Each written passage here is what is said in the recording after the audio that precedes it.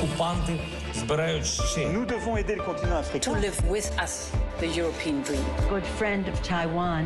Europe 1, bonjour. La revue de presse internationale à 7h-5 sur Europe 1. Nous sommes en Irlande. Bonjour Clémence Pénard. Bonjour. Vous êtes à Dublin pour Europe 1. En lisant nos factures, voilà un gros titre qu'on aimerait bien lire aussi dans nos journaux.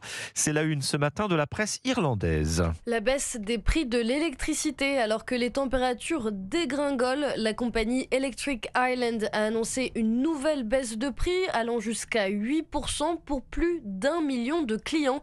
C'est donc un Irlandais sur 5 tout de même qui économise ainsi 150 € par an pour l'électricité, détaille The Examiner. Cette décision met la pression sur d'autres fournisseurs d'énergie selon le ministre des Finances Michael McGrath.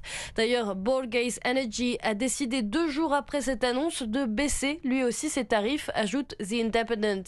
Malgré tout, d'après The Irish Times, les prix de l'électricité restent environ 85% plus élevés qu'avant le Covid et l'invasion de l'Ukraine. Les Irlandais n'ont pas bénéficié de notre bouclier tarifaire, ce qui fait tout de même une différence. Nous sommes maintenant en Italie avec Antonino Gallofaro à Rome pour Europe 1.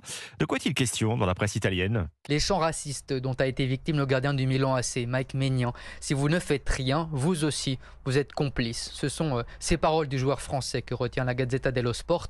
Mike Maignan s'adresse en effet non seulement à tous les supporters, mais aussi au club de l'Udinese et à la justice. Le choix du joueur de quitter sa cage a secoué le monde du foot, commente un autre grand quotidien sportif, Il Corriere dello Sport.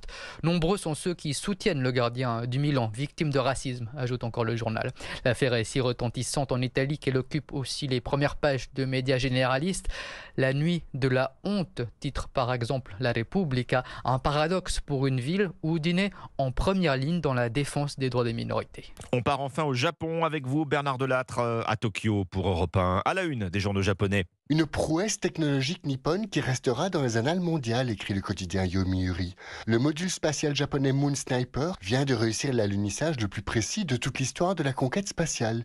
Vendredi, après 20 minutes de descente haletante et même terrifiante, raconte le Japan Times, il a réussi à se poser à 100 mètres à peine de son point d'impact prévu.